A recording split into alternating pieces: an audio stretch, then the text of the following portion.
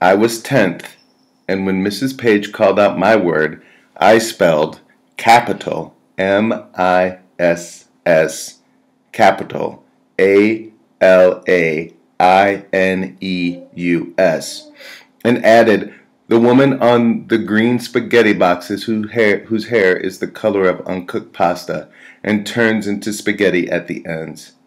There was a moment of silence in the room. I smiled at Mrs. Page. She waited to see if I would add anything else, and when I didn't, she grinned. Not smiled, grinned, to draw back the lips and bare the teeth as in a very wide smile. And the entire class burst into one huge giggling, laughing, falling down mass of kids. Forrest was doubled over. Star, my best friend, was laughing so hard tears came to her eyes. By now even Mrs. Page was laughing. Pride goeth before a fall. I was sage, one who shows wisdom, experience, judgment. Why were they laughing? Wise girl with words, my dad always called me. What had I said?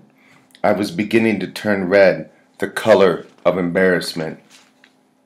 Finally the room quieted. Mrs. Page opened her dictionary and wrote on the chalkboard, MISCELLANEOUS, miscellaneous, adjective. 1. Consisting of various kinds of qualities. 2. A collection of unrelated objects. My jaw dropped as I looked at the spelling. My eyes bulged as I read the definition. I didn't bother to tell anyone about my mom and the spaghetti spork and the grocery store. Humbled, aware of my shortcomings, modest, meek. I dragged back to my seat and wrote Miss Alaineus 5 times and defined it once. And that's when I remembered I had even drawn a picture of the spaghetti box for extra credit. I was devastated, wasted, ravaged, ruined, destroyed, finished, brought to an end. They called me Miss Alaineus for the rest of the day. Sometimes a person couldn't even get the words out before bending over with laughter. The day took a week. That day took a week to end. When I got off the bus, I slumped home devastated, ruined, finished. I told my mom the whole story, from the kitchen drawer to the grocery store to the vocabulary bee. Even my own mother laughed a little at the part about the drawing for extra credit. But at least she stopped fast and said, "You know what I always say? There's gold in every mistake." Gold! A bright yellow precious metal of great value. Mistake! Something done, said, or thought in the wrong way.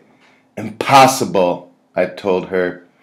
Impossible, not capable of happening. I couldn't believe I ever had to go back to school, but the next day we went to the Science Museum and everyone forgot all about Miss Alaineus at the snake exhibit and the dinosaur bone lab.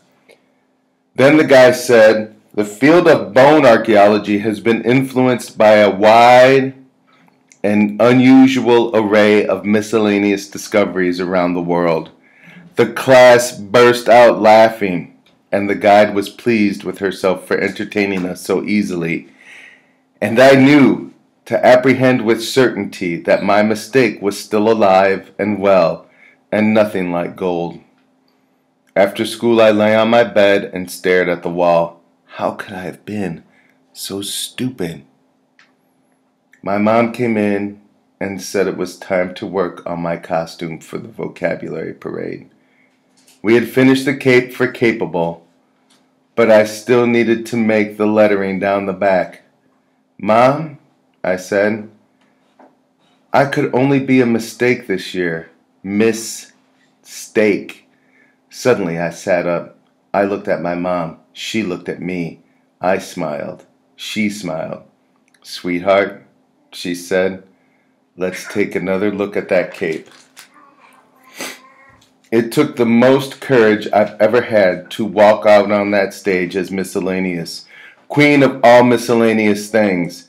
But when Mr. Bell read my word and definition, everyone applauded and laughed wildly, in a manner lacking all restraint. And I grinned at my mom across the auditorium. Forrest came right after me. When he bowed his precipitation watering can hat rain on Mr. Bell's new suit, and the entire audience gasped, then cheered when Mr. Bell smiled at his soggy clothes. To my astonishment, great shock and amazement, I won a gold trophy for the most original use of a word in the 10th annual vocabulary parade. So this time Mom was right. There was gold in this mistake, and next year I'm going to be Miss Alaineus, investigator of all things mysterious.